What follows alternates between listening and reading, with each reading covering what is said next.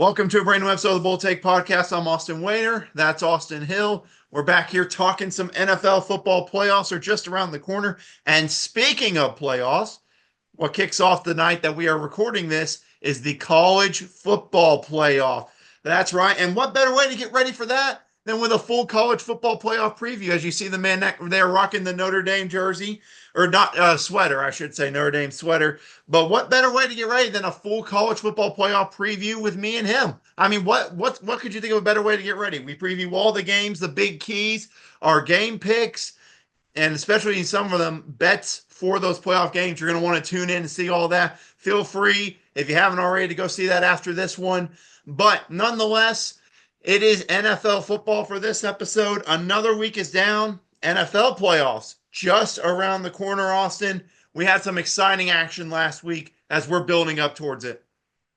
Yeah, just an interesting and exciting situation that we had unfold. I'm really loving it. Just, ugh. Yeah. But nonetheless, let's start as usual with our biggest winners and losers from this past week in the NFL. Let's start with a little bit of the biggest winner from week 15 in the NFL. Austin, what do you got there? Oh man, I like the Buffalo Bills. That feels like the easy answer here. But look, taking down the Lions, who are at the top of the NFC, really goes to show. Look, they've taken down the Chiefs, they've taken down the Lions. This is a team that has proven that they can beat anybody, anywhere. Hard not to see these last couple of weeks as huge, huge, huge wins for the Buffalo Bills. Yeah, for me, it's one I know you're not going to want to hear it, but I'm going to say it anyway. That's the Green Bay Packers. They are. I know people are going to call me crazy for it with the way the NFC is shaking out. If I had to pick a team to go to the Super Bowl right now from the NFC, I'd probably lean Green Bay's way. I think they're probably the more balanced team that doesn't have the injuries factors like Detroit. I think they have a great coaching staff, unlike Philadelphia. I still have my questions about them.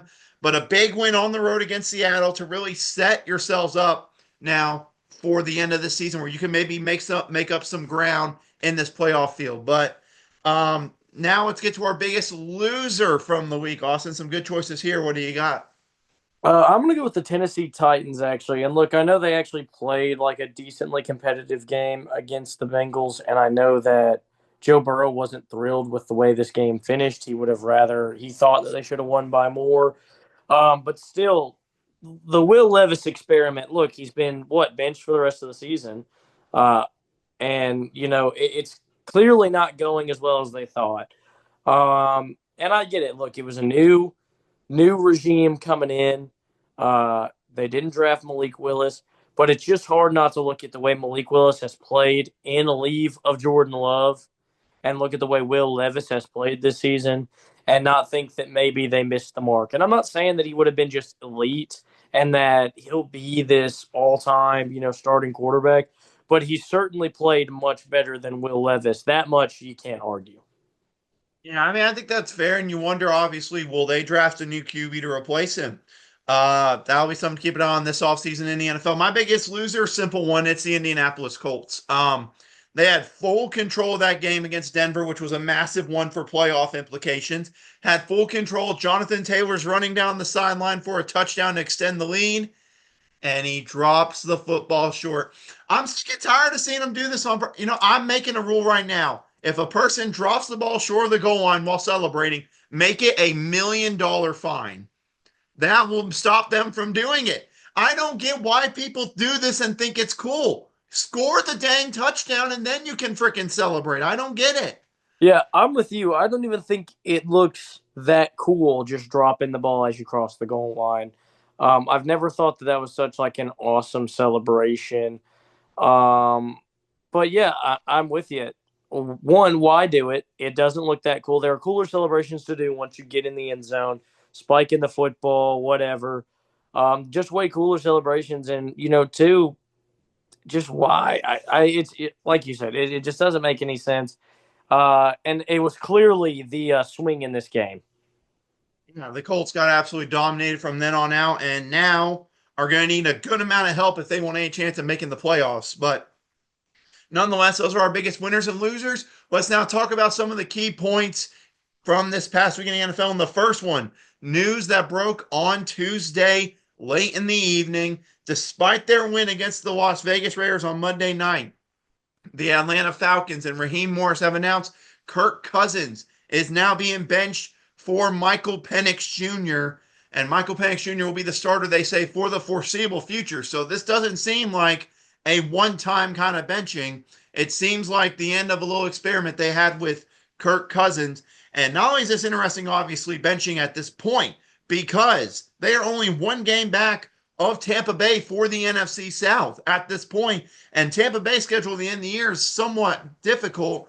Atlanta seems a little bit easier. Just seems like an odd time to make the switch. We talked about it a bit last week when we would see Michael Penix Jr., and now it has arrived this week. Michael Penix Jr., now the starter in Atlanta. Your thoughts? Yeah, well, I did say last week that if they lost this game, I thought the move would be Michael Penix this week, but winning it. But I mean, just look at the way Kirk Cousins has played in Atlanta over the last few weeks, and I think that tells you really all you need to know. Um, I think it's actually, a really smart move. You're right there. You have a chance. Like you said, you're one game back from that lead in the NFC South, and a relatively easier schedule. If you feel like Michael Penix is the better quarterback at this point, you want your best quarterback obviously playing in the games that are going to decide if you go to the playoffs or not. I like this move. Look, Kirk Cousins clearly hasn't played the way they expected him to play. This is why they still took Michael Penix in case this type of thing happened. And now we can kind of look at this move and say, hey, it's a little bit smarter, a little bit wiser than it looked on draft night. Again, a pretty surprising move for a lot of us watching it at the draft. But now I think, although signing Kirk Cousins, you didn't want this to be what you had to do. This was the backup plan. This was the insurance policy. If Kirk Cousins can't live up to the contract, if he can't play to the level that you think he should be playing at, then you've got another guy who you believe is just as talented, if not more talented, to be able to come in and relieve him. I mean, it's interesting. And obviously, with Kirk Cousins, from that perspective, remember, he has a full no trade clause in his contract. So he's going to get to determine what his future or where his next spot will be this offseason, or if he sticks around. And then I think there's a whole nother, the Falcons would have to pay what paid Kirk Cousins 90 million guaranteed for just a cup for not even a full season of starting. And you think about it, I know there's going to be a lot of money if they choose to release him like Denver did with Russell Wilson, that post March first release. I'm still lost track of how much money Denver owes for the Russell Wilson deal. It would be something like that for Atlanta. I mean, with Kirk Cousins here, so that hurts. But look, let's just make it simple here. This was the right move. I'm with you there, Mike. Even with that win, I was sitting there and I was, after watching, I'm like, there's no way Atlanta can feel good after that win, right? Well, 15-9 win over a 2-win Raiders team while you're trying to be in the playoff hunt, it's like, you can't feel good about that. You can't. And the coaching staff made the right move, I think. I'm interested to see what he does. I do think they picked the perfect first start for him, taking on a Giants team that has basically phoned it in for the season, kind of be a warm up, because the next week's the big one on Sunday Night Football against the Washington Commanders. So you're going rookie versus rookie in that one. That will be a unique treat to say the least. So yeah, I'm interested to see what Atlanta can do with that the remainder of the season. I talked about their schedule, the Giants, Commanders, and Panthers. And then for Tampa Bay, obviously they have the Cowboys this week on Sunday Night Football, the Panthers, and the Saints. So look, it's very simple for Atlanta, because remember, Atlanta won both games against Tampa Bay, so they hold the head-to-head tiebreaker over the Buccaneers. If Tampa loses one game and Atlanta wins out, they're both 10-7. Atlanta gets that division crown. It's simple at this point for Atlanta. You can't have any more mistakes. Yeah, and again, you can't have any more mistakes. So you need the best guys, or the guys you think are the best guys out there. Yeah, this is the right move, at least right now. Yeah, I would definitely agree with you on that. But now let's transition to our next segment, which involves a team that is, I wouldn't say America's sweetheart. I would say one of America's most interesting teams, which is the New York Football Jets. They are just having not an ideal season, not even close to what they expected, not close to what their fan base expected or anyone. So, whenever these kind of seasons happen, stuff doesn't go the right way and people get angry and thus leads to stuff getting leaked out of the building. And let's just say stuff got leaked out from an article from The Athletic yesterday, which The Athletic interviewed current and former Jets employees, coaches, and players for the Jets for this article. And let's just say some interesting things came out of it. If you've seen it on the internet yesterday, you already know where I'm leading with it. It was reported that they were going to make a move to go after Jerry Jeudy this offseason. They had a deal in place to get Jerry Jeudy from the Broncos to get Aaron Rodgers and the team another good weapon. And it seemed like everyone was set on the fact that he was going to come, except for some interesting scenario where his son was a part of the reason that that trade did not happen. And why is that part of the reason? Because Jerry Jeudy's Madden rating of an 83 overall. No, I am not kidding you. This is a legitimate fact that he did not get traded for because of the player rating due to Woody Johnson, the owner, feeling that his player rating wasn't high enough for the team. Um, and there's some more I'll go over in a second, but Jerry Jeudy, in case you don't know, is on the Browns, having a 1,000-yard season for the Browns, one of the few bright spots for them this year. Austin, I don't know what else to say about that. I mean, I've heard of weird stuff coming out of NFL buildings about how they treat players. I don't think I've ever heard of one not trade for a player because of his Madden rating. Yeah. Well, I say this: who can fault him? This is the same mentality I use when I build my rosters when I'm playing Madden franchise mode. In real life, I don't know if it translates so much. Uh, yeah, it's a bizarre reason. You think about it, 83 is not really a bad overall either. Especially with kind of how underwhelming that Broncos tenure was for Jerry Jeudy. We thought he was going to be one of these all-time greats, and while he showed flashes, he hadn't really been the guy that we're seeing in Cleveland. Definitely looked like a guy who needed a fresh start in his career. Uh, yeah, I don't know about a Madden rating deciding how to get Aaron Rodgers some help. Let's go sign another one of Aaron Rodgers' buddies instead with their 70 overall Madden rating.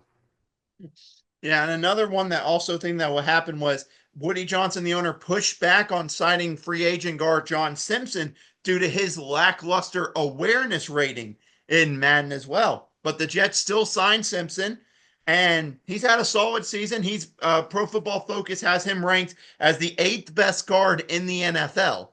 I His just fairness rating, not even looking at overall rating, you're breaking down the little by little details of it. Dude, it sounds like Woody Johnson needs to get a life.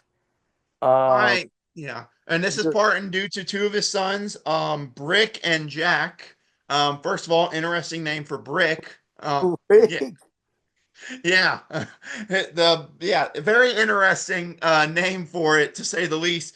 But it seems like everyone believes that there is some kind of influence from Woody Johnson on the moves based on what his sons say or read online in articles on the internet. And listen, there's nothing wrong with going with an outside source. There is nothing wrong with bringing in outside sources to help you.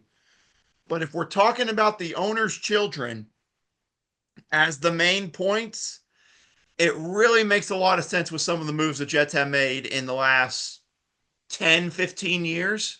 yeah, no kidding. That's bad. How old are Woody Johnson's sons? Do you know that offhand? Um, I know in the article it says when Johnson left for the UK in 2017, his sons were 11 and 9. So they're now, if you do the math, one's probably now, we're entering 2024. So that's what, 7 years? So you got one that's 18 and one that's 16. Yeah, you can't be letting 18-year-olds and 16-year-olds call the shots when you're a big time. Let them do that on Madden at the house. Don't let them in the actual thing. Yeah, that's bad. I was gonna say maybe if they're like in their 30s and they've been around football for a while, It's still not the most educated take, but we're just letting a child and somebody who's like just freshly turned 18 do this. Yeah, you can't do that. You just cannot do that. Yeah. And then some other stuff as well that came out. On Halloween night, the Jets beat the Texans. That was their first win since the firing of Robert Saleh. And it was a significant moment for them. They were a struggling team, and Rodgers walked into an energized locker room with the game ball in hand, and he expected that he was going to give the ball to Olbrich, their interim coach, for the win. For when a coach gets his first win in the NFL, that's a normal thing to do. But before Rodgers could speak, Woody Johnson's son, Brick Johnson, took another game ball and awarded it to wide receiver Garrett Wilson in a profanity laced exclamation, which the owner's son later posted to Instagram. And yeah, let's just say it made Aaron Rodgers feel uncomfortable. But think about it, when Aaron Rodgers, the man who held an entire franchise hostage for 2 seasons, and let alone all the other stuff he does, is one of the more sane men in the room, I think you have a serious problem in that organization. Yeah, and another situation is like with Aaron Rodgers or really any other great quarterback, like when they've got the game ball and they're going to speak, everybody else is listening. Like nobody else is moving around looking to get their hands on a game ball, looking to, make the moment about themselves. For those big names, your Brady's, your Brees, your Rodgers, your Mannings, your Mahomes, even, you shut up when those guys have the football and they're trying to talk. Uh, that's just crazy to hear. Yeah, Aaron Rodgers is a sane one. You have serious problems there to say the least. But no, that was an inside article that came out. So as if this Jet season could not have gotten any worse, they have that to go along with it. So Yeah, you um got the best thing to do to save yourself is you got to sell the team. That's the only way you can save yourself from this point. You got to, I don't know what else. I don't know what else they could do. yeah. I really don't know, but nonetheless, that was the two major points from the week. Obviously, besides the Will Levis mention, which we've already talked a little bit about. Look, that was something we all felt was coming. It seemed clear that they're looking to maybe make a move for a quarterback in this draft with a lot of options available to go in this draft. So we'll see how that plays out. Let's now talk about the game that happened last night, a big one for the playoff picture in the AFC. It was the Chargers taking down the Broncos 34-27. And this was a huge one, especially if you are a certain team named the Cincinnati Bengals. Because with this win by the Chargers, Denver falls to 9-6 now. Cincinnati 6-8. All that Cincinnati needs to do to win or to make the playoffs is number one, win out, which they have a favorable schedule, and Denver to lose out, and they can get into that final playoff spot. And two of Denver's final games at Cincinnati, which will be next week, which will be a massive one that we will talk a bit about next week, and against the Kansas City Chiefs. So, this loss for Denver is significant because you had a little bit of pressure on you where if you would have just won this game, you would have been in the playoffs and everything would have been set. But now with this loss, you feel the pressure amp up more knowing you have to go to Cincinnati, a team that is just right behind the Denver Broncos in this one. But before we dive into that, I just want to say these playoff spots could all be clinched in the AFC this Sunday. If the Bengals, the Dolphins, and the Colts all lose, all the playoff spots are set. Every single playoff spot is set in the AFC. It would just they could still move around, but every single wild card team would clinch because those teams are all 6-8, and the rest of those teams have at least 9 wins. So it's simple math there. The playoff spots would basically be wrapped up, but Denver is kind of getting a little worried, I think. Yeah. The thing is, you don't like to leave the door open. You want to close the door as quick as you can and shut it down. Now you've lost and you've given some hope. And like you said, if they're going to face head to head, especially, look, they're going to go for the kill in that game. They're going to look to get a big win. Yeah, you hate to leave the door open because really anything can happen. Yeah. And I mean, look, it's very simple for the Broncos. If they lose that game, they're going to need to become the biggest Chiefs fans probably on the planet because you don't want the Chiefs to play their starters in that final game of the regular season. You No. don't want them. You want them playing their backups, knowing they have the one seed locked up, where all you have to do is win and in. So you're kind of forced to root for Kansas City here, who obviously they take on the Texans tomorrow, which we'll talk more about that one in a second, and then the Steelers on Christmas Day. So if they lose one of those games, and the Steelers and the Bills both go out and win their games, then you kind of feel a bit of pressure by the Chiefs to play their starters to clinch that one seed. So, a very interesting scenario for the Denver Broncos. Yeah, not a spot I'd want to be in right now. No, but again, it's simple with them. If they beat the Bengals next week, they're in. That's all they have to do. Go out and beat Cincinnati, and they will be in. But that is safe, easier said than done, to say the least.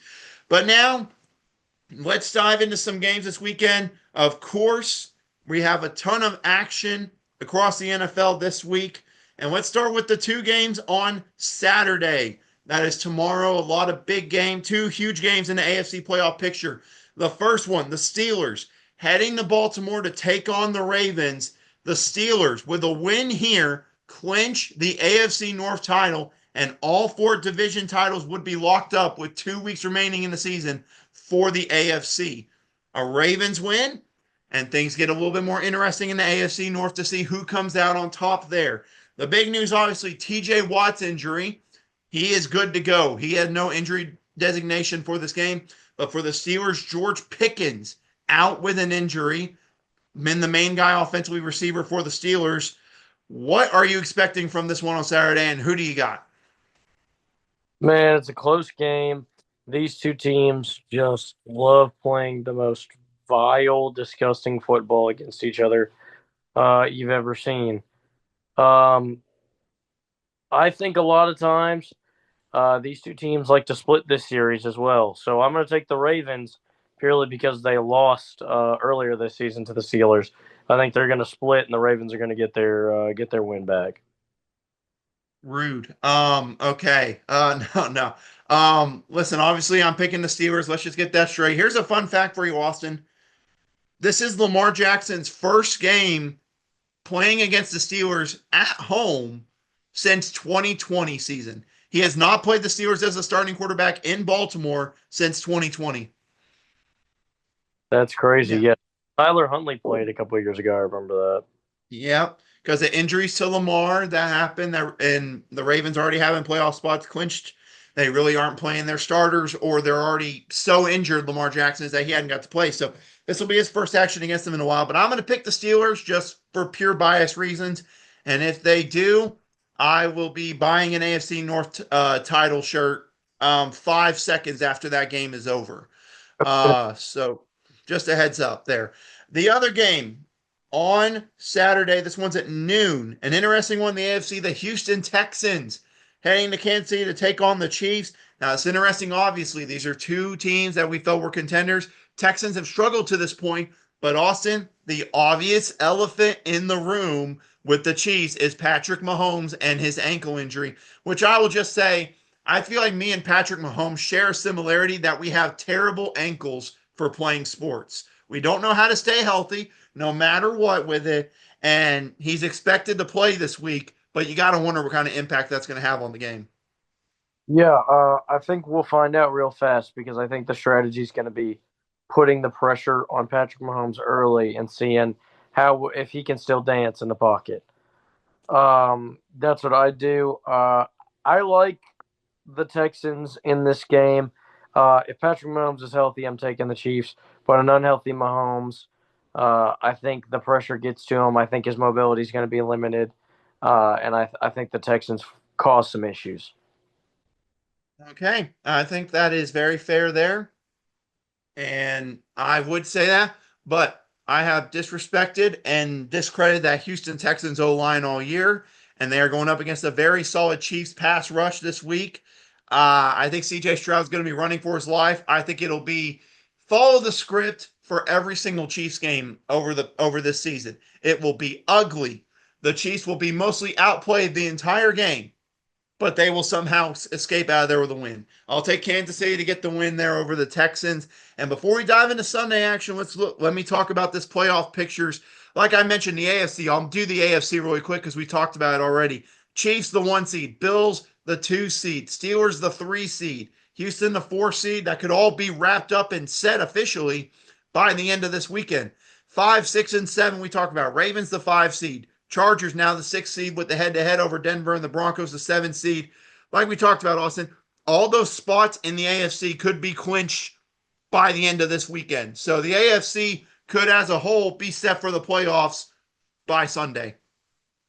Yeah, that would be a very interesting scene. Uh, I don't remember. It feels early for the AFC. Feels Yeah. early to be wrapped up. Yeah, but that's why we talk about Cincinnati, very much alive. Miami, still very much alive. Indianapolis, still very much alive. It with the Broncos losing, but they have to continue winning. If all three of those lose, then all the playoff spots will be clinched this week. Man. Yeah. It's insane, I tell you what. And then the NFC, due to some big games that happen, is also very interesting. Number one, you look at the 1 seed. This is very unique. The 1 seed right now, the Detroit Lions at 12-2, but their loss to Buffalo makes things interesting. Philadelphia, the 2 seed at 12-2. Then the 3 seed right now would be Tampa Bay at 8-6, leading the NFC South, and the Rams at 8-6, leading the NFC West. But the 5 seed, you have the Minnesota Vikings at 12-2 as well. So you have Lions, Eagles, and Vikings all at 12-2. And especially for Lions and Vikings, this is significant because the winner of that division most likely will be a 1 or 2 seed, and the loser has to go on the road to start the playoffs. And then obviously the 6th seed, the Green Bay Packers, and as of right now, the Commanders are holding on to that 7 seed, but the Seattle Seahawks are right behind them. I think they can maybe keep an eye on that one. I think say at least Atlanta's not far behind. You wonder what Michael Penix could do. The NFC race will come down to the very end, Austin. I can guarantee you that one. Yeah, that'll be an interesting race to see, especially with some teams, juggling a chance to maybe steal their division. Yeah, and obviously Minnesota and Detroit meet the last week of the regular season. Could be to determine the 1 seed and a division title there. We've already talked about Seattle and LA taking on each other probably for a division title at the end of the season. We could have a historic finish to the NFC and determine 2 division winners in winner go home games on that final weekend of the regular season. A lot of potential there. Yeah, absolutely. Could set up to be some pretty incredible football situations down the stretch this season. Yeah. But now let's move into some of the Sunday action. A lot of big games here. Number one, let's start at noon. A massive one that could wrap up the NFC East for the Philadelphia Eagles as they head on the road to take on the Washington Commanders. It's very simple. Both of them need this. Philly to keep up for the 1 seed. Washington needs this to keep Seattle and Atlanta and several other teams behind them in those standings for the 7 seed, and maybe to keep themselves alive to somehow steal the NFC East from Philadelphia. Who do you like in this one? I like Philadelphia. They're firing on all cylinders. The whole team is playing super well. The Eagles look like a tough team to stop right now in the NFL, and I just don't think the Commanders are going to get that done. Yeah, I want to believe in the Commanders, but this Philadelphia defense, the last 2 months has been phenomenal. I think they'll get pressure on Jane Daniels early. I think they'll cause him some issues. I'll take Philadelphia in this game just like you. I really think it'll be close, though. Could come down to the wire. Then the other one at 3:05, a massive one again for the playoff picture. 12-2 Minnesota Vikings taking on heading to Seattle, take on the 8-6 Seahawks. Both teams need it. Like I mentioned, Minnesota keep up with the 1 seed in Detroit. Seattle to try to make sure they can stay with Washington in that playoff picture, a chance to make some ground up if Washington does in fact lose. Who do you like in this one? Man, I just don't think Seattle is just that legitimate of a team. I like the vibe that Seattle has, but they just are not good enough to keep up with some of these elites in the NFC. I'm going to go with the Vikings. Yeah, I want to go with Seattle, but questions about Geno Smith. Obviously, the injury he suffered on Monday Night Football. What's he going to look like? Or not Monday night, Sunday Night Football. He's expected to play, but I don't know if he'll be 100%. I'll lean with Minnesota as well, but I would not be shocked if Seattle won outright to get the win there. Then we're going to pick two more games here, starting another afternoon game. 6-8 49ers, 6-8 Miami Dolphins. Look, both teams are 6-8. They need this game. Both teams need the game. Nothing else needs to be said. 49ers, Isaac Guerrero is now out at running back. So many injuries at the running back position for the Niners. They really don't have many running backs left. But the question is, do they have enough to beat the Miami Dolphins on Sunday, Austin? No, I don't think so. I think the Dolphins have a little bit more to play for. I think there's a little bit more hope for them. And look, there's just not that many. A lot of injuries, a lot of turmoil going on in San Francisco. I think that the Dolphins are going to get the job done.